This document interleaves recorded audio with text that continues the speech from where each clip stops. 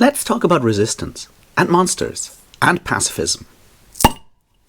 Cheers.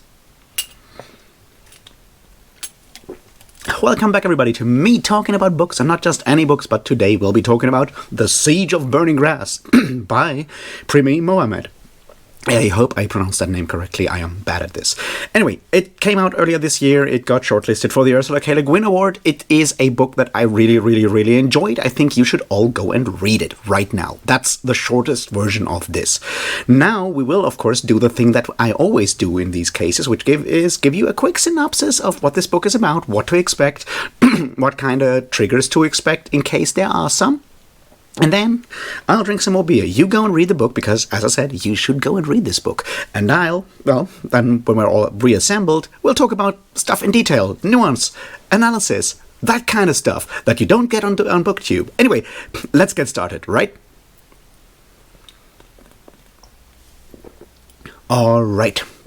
The Siege of Burning Grass is a science fiction novel, or a science fantasy novel, or, well, maybe what you might call it speculative fiction, something in that kind of vein. What is it about? It is about two empires at war. It is about a pacifist who is forced to go into the enemy city to maybe end the war or maybe not. It is about his jailer, minder, whatever you want to call him, who is very much a soldier of one of these empires and is very much in favor of violence. And it's about their trek through the desert, well, not the desert, but through the steppes, through an abandoned, bleak landscape, torn by war, all the way to that enemy city, and how they converse about, their different worldviews, how they try to, overcome each other's point of views or overcome each other's forces, in a way. It is all about that, and it has a gigantic climax. At the end, it goes all the way up to the heavens, sort of, and, it's a dark book, it's a bleak book, but it's also a very powerful book. And it does have ideas for hope. So in all of these cases, it is very much the kind of book that you would expect on a shortlist for a Le Guin Award. It does breathe the spirit of people of authors like Ursula K. Le Guin in every single line, which is a good thing. Are there triggers? Well, yeah, it's about war, right? That's the point. There is violence in here. There is very little to no sexual violence, which is a good thing.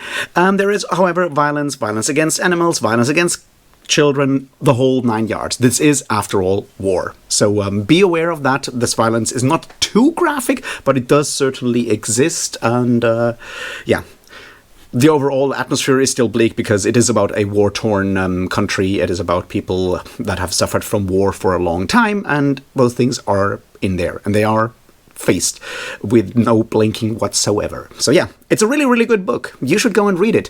It is philosophical. It does have conversations about ideas like pacifism, ideas like violence, how to solve problems. It has all of that in spades.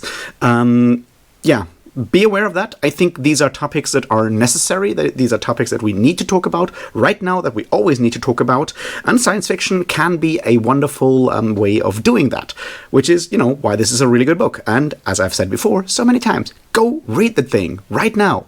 I'll have some beer, and then you come back, and then we talk about details and why I think it's so good. All right? All right, you're back. I assume you have read the book or you don't care about spoilers. Either one is fine with me. Let's talk about why this is so great. And we'll do this in several steps. First, we'll look a bit about where this situates in the larger science fiction, science fantasy sort of landscape. Then we'll talk about world building for a second. Then we'll move into the whole pacifism discourse. And then we'll talk about another part that I haven't seen many people talk about in other reviews and so forth, but I think is an essential part of this book. That is the discussion of disability or ableism and a lot of stuff that is kind of tied to that. And then we'll end the whole thing, and I'll try to see how all of this fits together or doesn't fit together. And that's roughly the plan for the next couple of minutes until I run out of steam, my camera overheats, or I'm done. Let's get started. Situating this in the larger fantasy science fiction tradition is fairly easy, I guess. As I said, Ursula K. Le Guin comes to mind. It's kind of hard to avoid that. We have two people with very different worldviews traveling through a rough landscape, having way too much time to talk to each other and coming to terms with each other, or maybe not coming to terms with each other. You've seen that before, right? Yeah, unless you haven't read Left Hand of Darkness, and in that case, I don't know, go back and read that as well, because there is, of course, a long part in Left Hand of Darkness where where the narrator and his colleague, friend, partner, whatever you want to call it, them are traveling across this ice flow, and yeah, there are certainly these kind of parallels that kind of come to mind no matter what you want to do, even though it may not be deliberate on Premee Mohamed's case part. There are, of course, other books that I also think come to mind. Another one that I think is important here is Cameron Hurley and her God's War trilogy, which I think is it called God's War trilogy or Nix Nissa? Whoever, who knows. These are obviously very different in tone, but they do have very specific parallels, and I think they are important to mention here. One of them is, of course, bugs. Lots of bugs. And the Varkal Empire with its pillbugs as tanks, with its wasps as medical tools, and all these other technologies in that regard, obviously take something from that idea of using insects as a form of technology. Another part, of course, is that the world of God's War is very much torn by an ideological war between factions that are more or less incapable of finding peace with each other. And those are all people that came as colonists from a different place in the space, in the universe, as colonists to this planet. So there are parallels in world building here. Of course, Cameron Hurley goes down a very specific and very different route. It's way more about misogyny, about sexism, about gender issues in that regard, and about violence and religious fundamentalism than The Siege of Burning Grass, which tackles other elements that are, go somewhere else. It is also way more action-packed. And, if you have the time, and if you haven't read those books, go read those as well. They're really, really good. And they're full of decapitations. And who doesn't love those, right? So there's that next part. I think there's another element here that I feel might be interesting, and that is Vajira Chandrasekhara's The Saint of Bright Doors, which came out last year, and whose main character, Tether, is, also someone who does not want to do the thing that everyone expects him to do. And that, in this case, of course, kill. And he doesn't want to do the killing. And this very much can be seen with someone like Alfred as well, whom everyone is surprised that he's not actually willing to do violence. So there are parallels here as well. Also in the way that the world is sort of starts out as fairly familiar and then kind of twists into weirder and weirder places, something that Chandrasekhara does very well with Saint of Bright Doors in, a more magical, realist-infused world there. It's also a war-torn world, obviously, that he talks about in Saint of Bright Doors. So that's another, I feel like, influence that you can see here. Then there, I feel, there is obviously some Gene Wolfe in here, in that this is a world that starts out, you're never quite sure, is this fantasy, is this science fiction, what kind of stuff is mixing with what. That is certainly something you can see in Gene Wolfe's books, like Book of the New Sun as well. And yeah, it's in that weird place that is not clearly science fiction, not clearly fantasy. It doesn't have to be, because at the end of the day, it is a world that is full of humans doing human things, no matter how they look, no matter what they, what language they talk, no matter what technology they use or magic they use. It is about humans doing human things in a world that is slightly surreal, and through that surrealism, that shift away from our world allows us to maybe see some issues clearer, allows us to think about certain issues clearer and better in some ways. That is where I would stand, and that's sort of where I would situate this in the larger science fiction, fantasy, genre fiction tradition in a lot of ways. There's obviously other influences that you can find or not find, depending on what you have read before, what I have read before, but you're obviously never quite sure. But these are the things that I think are important here. What I mean is, this is science fiction that has a very clear political, societal message in a lot of ways that it wants to talk about, and that is important. This is a book about us right now, and not just about dudes with swords doing dude with sword stuff. That's important. Now let's move on to the world building for a second, because it's easy to take books like this and dismiss the science fiction world building as just window trappings, as a background. And that, I think, is a mistake with a book like Siege of Burning Grass. I think there is more to it, because I would argue that the base setup of the world building here, the war between Varkal and the Medon, really bad with names, with the Medan Empire, is very much the kind of basic setup that we also have in the conflict between Alfred the pacifist and Kudur the violent militarist in a lot of ways. Kudur being obviously very much the embodiment of Varkal, someone who believes that through sheer exertion of violence he can take whatever he wants and will keep doing that for as long as he can. Now, that is, of course, one way of seeing this. Now, is Alfred an impersonation, an embodiment of the values of Medon?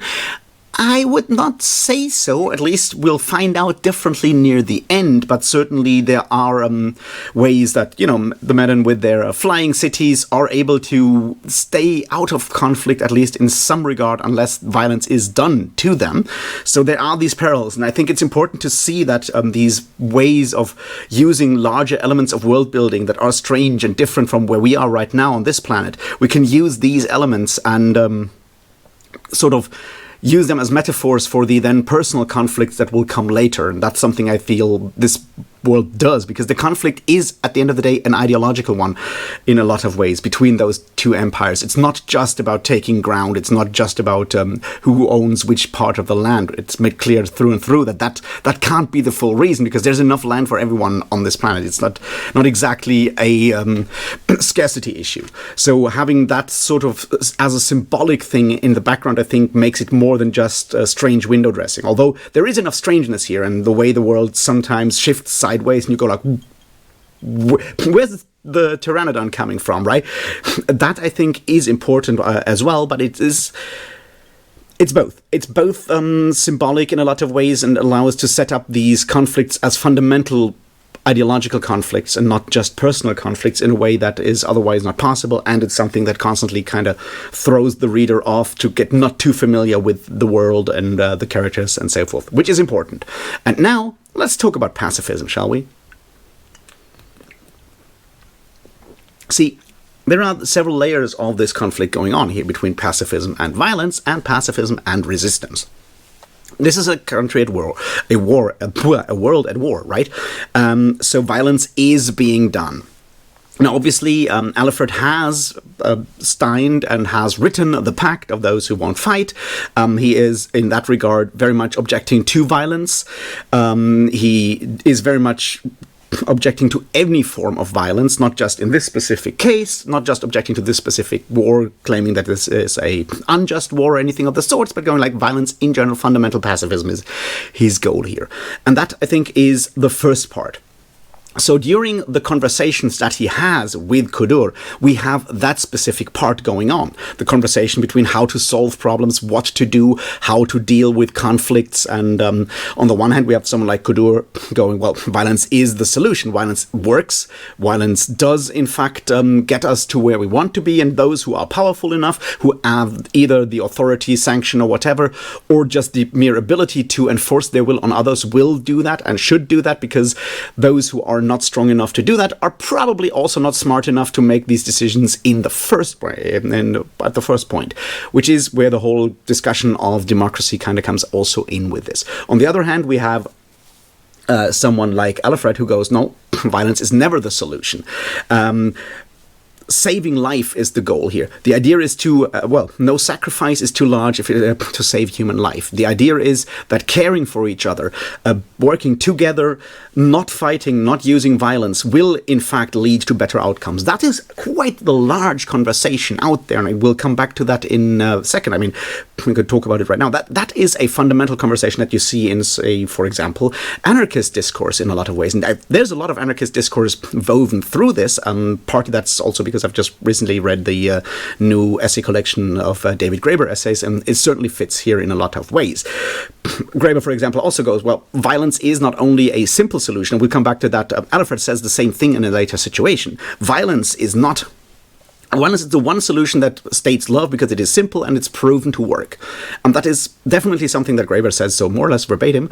The interesting point that Graeber makes, and I think this is important here, and I'll try to tie it back, is of course that violence is the one solution for problems that does not require the user of violence to even try to see or empathize with the victim, the person that he tries to force. Right? Even if you want to bribe someone, you need to understand them a little. You need to look at them. You need to think about them, see and figure out what they might want, so you can give them that thing to then solve something.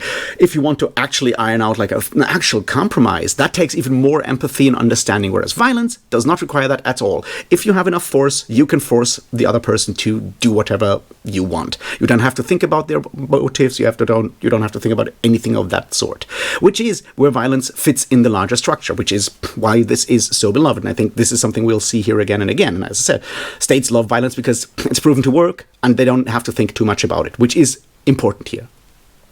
So that's the first part of this. The other part is, of course, pacifism versus resistance, and that is another conversation that we need to understand, and that I think has been talked about for a long time in a lot of ways to see how does that work? Can it in fact work? Can you resist while not using some form of force, some form of violence in some way or other? And in this regard, once again, we kind of come back to something like anarchism in a lot of ways, which is, of course, that the pact is very much self-organizing. What we learned about their activities was that they tried to help people, bring people out of bombed-out houses, teach them how to, grow food, how to survive in a war-torn landscape, do all of these kind of things, free people from prisons and so forth. And all of this in a very much self-organized way. This is, of course, what you might call mutual aid in a lot of ways, where those who can do something do it in the hopes that, in the expectation that people in general, when left on their own, will help each other. It's a fundamental opposite view to, your Hobbesian war of everyone against everyone view. Something, once again, that I feel is key here.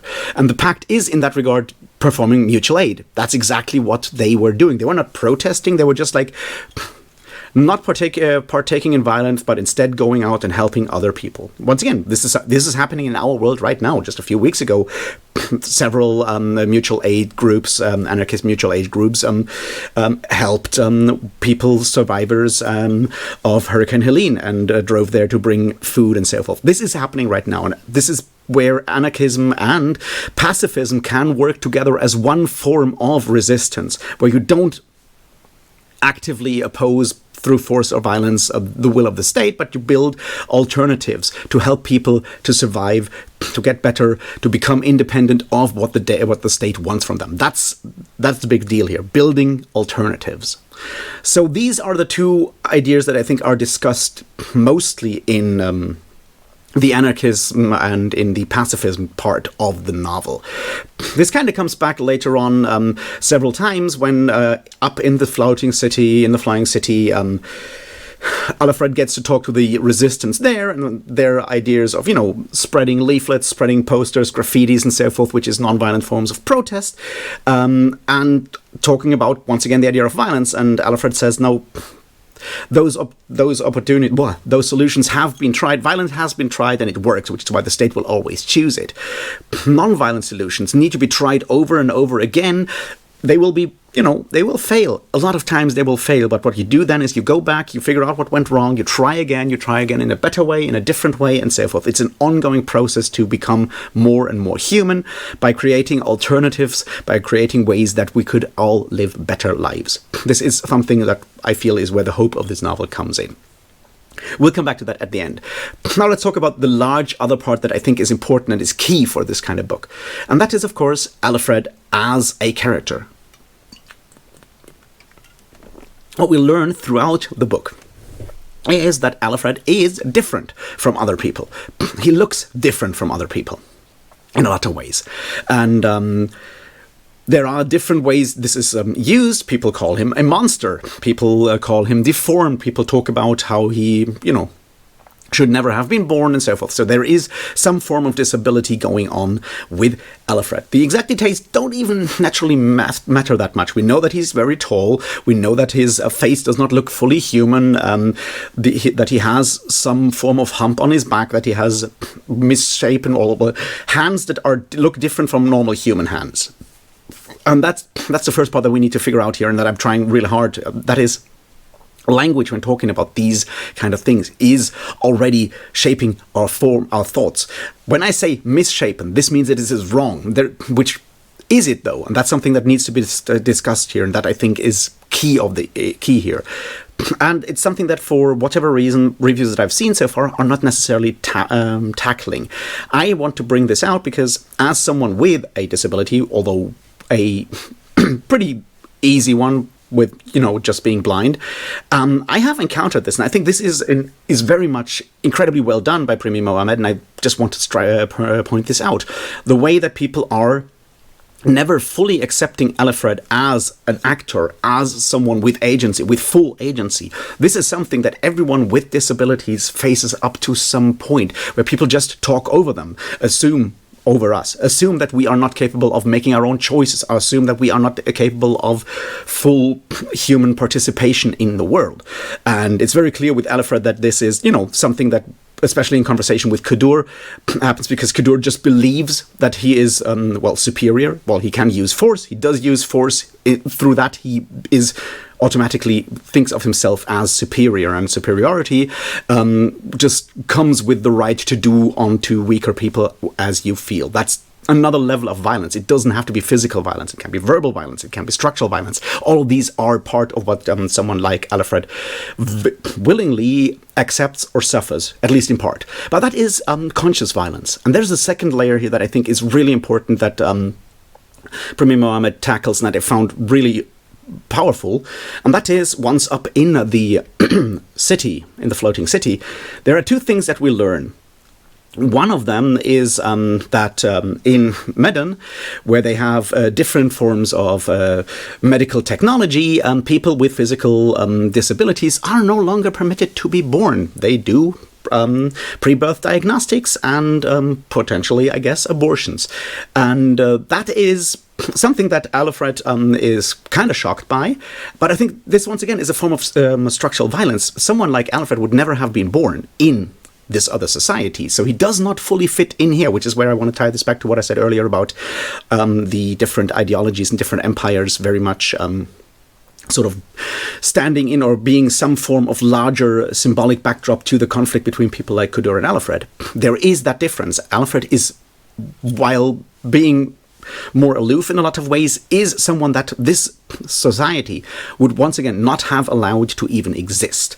And there is a second layer there, which is, of course, when Sarah, the girl, just casually calls him a monster because she doesn't understand this. And this is something that both of these elements together just really struck me personally really hard. It's like, because this is the second part. People are often unthinkingly cruel, callous, or whatever you want to call it, towards ableist, towards people with disabilities. Not even thinking about these kind of things. Once again, overlooking the idea that people with disabilities are full human beings. I have a personal short anecdote here that I found really interesting in that regard, and that's like years and years and years ago. I had a conversation with with friends and my partner at the time, and for whatever reason, the conversation came to the idea of having kids. The whole, like, everyone was like talking about like if they wanted to have kids and so forth, and my then partner, no longer, said that she would never want to have kids with me because my specific disability is something that can be inherited. And she didn't, we had never talked about this before, but in that situation, she decided that she could make that decision without even thinking about my opinion about that. Which, yeah, that hurt back then. And the idea kind of is important to understand that there are choices being made, and these need to be made, but I'm not going to even into any abortion discourse right now. But seeing that these choices are made without consent by the people, or even the chance of being heard by the people that are suffering from any form of disability, is something that, just go back to the 1920s, 1930s, when people were forcefully sterilized over here in Germany, obviously, but also in the US and other countries. Once again, this is this is also violence. This is structural violence on a massive scale. And just because it's not done with, jackboots and batons and guns, it is still violence. And I feel that that part, tying back to the pacifist versus violence conversation that is also looming large over this novel, makes both parts fit incredibly well together, because Alfred, at the end of the day, keeps doing the thing that he does, keeps just going down his way, which leads him to that final question of how large a sacrifice is possible here. And that's something that is often difficult to understand in pacifist discourse. It's easy to go like, well, but absolute pacifism is never possible. It's an absolutist position. And Alfred has to come to terms with the fact that there will be loss of life, even though he basically sort of helps to save the city. I mean, the city comes down. Medan, who is arguably the less cruel country, will have to submit to Varkal just because Varkal is too insane, to put it mildly, or too ideologically committed to ever submit. So the less bad guys lose. Some loss of life is happening, but the larger number of people will sort of survive.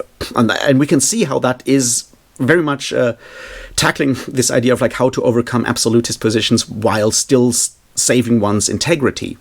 And this, I think, is important, because what we learn at the end is, of course, that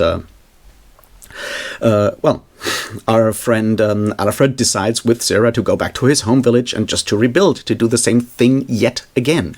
And I want to end this with one final thing that is important. Throughout the novel, there is always the question whether Kudur and Alfred have met before. And it turns out, yes, they have, because they came from neighboring villages, and throughout that conversation, that ongoing conversation, Kudur always denies that he has met Alfred. And we find out that he lies. Alfred helped him as a kid, and apparently he was ashamed of that. And that's something that I want to end this with. End this on. Alfred, his job is to be a teacher. He's a teacher. He is a helper. Teachers are what you might call, once again going back to someone like David Graeber, the caring classes. And in a lot of ways, the people that you might call the caring classes are dismissed in a society that is built on strength, that is built on the ability or on the reverence for those, the respect for those who can and use violence to subjugate other people. The caring classes are the other group. The caring classes are those of us who decide to do something to help others for the common good. And we are seen as weak.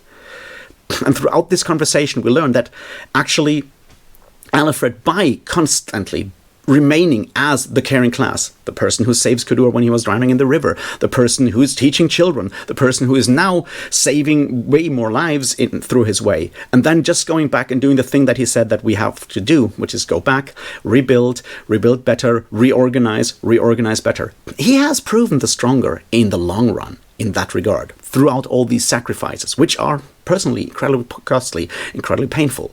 And that, I think, is where this book is not just bleak, but does in fact offer hope, especially in a day and age right now where we have, certainly enough problems out there, with enough suffering out there. There is a chance for us if we decide to become part of the caring classes, whether it is by taking jobs in that sector or by joining societies for mutual aid, for mutual support, helping each other, being human and deciding voluntarily that there is a better way than trying to always win, when the choice is to help each other and do something together and not alone. And that is a powerful message. So yeah, these are my thoughts on The Siege of Burning Grass by Premee Mohamed. I love this book. If you loved it as well, let me know in the comments. If you hated it, let me know in the comments. If you have other thoughts, let me know in the comments. I am willing to read all of them. I'm interested. Also, engagement is good. Or so I've been told by my YouTube partner manager. Anyway, thanks for watching. Please like, please subscribe if you haven't. Share this video. Go read the book. Tell your friends about the book. Make them read the book. And if you really want to support me, there is a Patreon down there and like a PayPal link, but obviously no one has to. And with all of that said, I'll talk to you very soon about something else. And until then, thanks and cheers.